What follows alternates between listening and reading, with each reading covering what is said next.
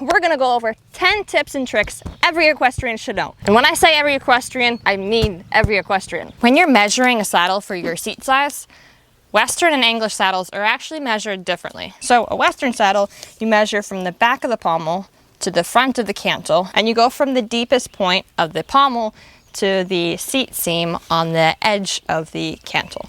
And that is going to be your seat size. And with an English saddle, a lot of people assume that you measure it the same as a Western saddle, where you go from the middle of the pommel to the middle of the cantle. But with an English saddle, you actually have to go from this little button right here, which usually has the saddle brand or logo on it. So you're going to go from the middle of that button to the center of the cantle, and that is going to be your seat size. And if you're new to saddle shopping, or if all you know is Western saddles, or all you know is English saddles, and you don't know what seat size you would need in the other discipline, it's actually pretty simple. Usually, not all the times, whatever size you are in an English saddle is going to be 2 inches smaller in a Western saddle. And the other way around, whatever size you are in a Western saddle, it's going to be 2 inches larger in an English saddle.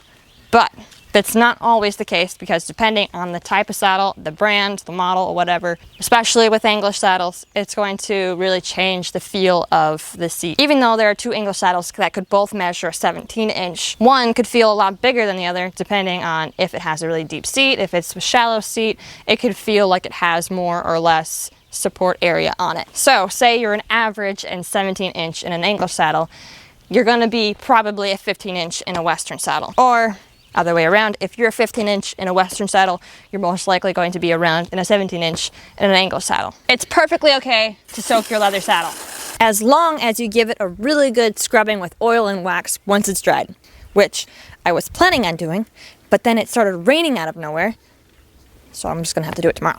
But the reason is, once leather gets wet, it'll then get really dry because it won't have any of its natural oils on it, so it'll dry out really hard and become really stiff, and then it'll be more likely to crack. So you want to give it a really good rubbing with a natural leather oil and the scrubbing with some beeswax. And you'll put that natural oils back into the leather pores, and it'll be flexible and good as new. So don't freak out if you get caught in a rainstorm, or if you go swimming with your tack. You didn't ruin your tack, it's fine. You can save it with some oil and wax, just scrub it into those pores and get it nice and flexible, and it's good as new. Cool.